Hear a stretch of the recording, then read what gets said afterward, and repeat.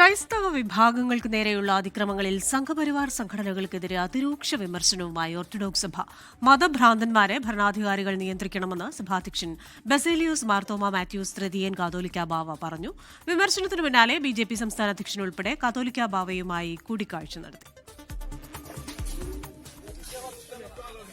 വടക്കേ ഇന്ത്യയിൽ ക്രിസ്മസ് ആഘോഷവേളയിലുണ്ടായ അതിക്രമങ്ങളിൽ കടുത്ത അതൃപ്തിയാണ് ഓർത്തഡോക്സ് സഭ പങ്കുവയ്ക്കുന്നത്. ബജ്റംഗദളിനെയും VHPയെയും പേരെടുത്ത് വിമർശിച്ചാണ് ഓർത്തഡോക്സ് സഭാധ്യക്ഷൻ ബസേലിയോസ് മാർത്തോമ മാത്യൂസ് തൃതീയൻ കാതോലിക്ക ബാവയുടെ പ്രതികരണം. സർക്കാരിന്റെ മൗനം അക്രമത്തിന് ഒത്താശ ചെയ്യുന്നതിന് തുല്യമെന്നും വിമർശനം.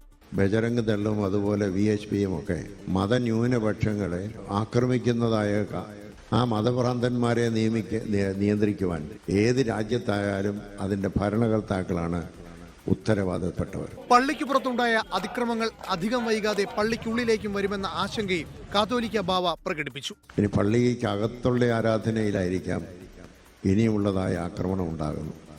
അത് നമ്മൾ പ്രതീക്ഷിച്ചിരിക്കണം. അതേസമയം വിമർശനത്തിന് പിന്നാലെ BJP അനുനയ നീക്കം നടത്തി. കോട്ടയത്തെ ഓർത്തഡോക്സ് സഭാ ആസ്ഥാനത്തെത്തി സംസ്ഥാന അധ്യക്ഷൻ രാജീവ് ചന്ദ്രശേഖർ ഉൾപ്പെടെ കാതോലിക്ക ബാവയുമായി കൂടിക്കാഴ്ച നടത്തി. 24 കോട്ടയം.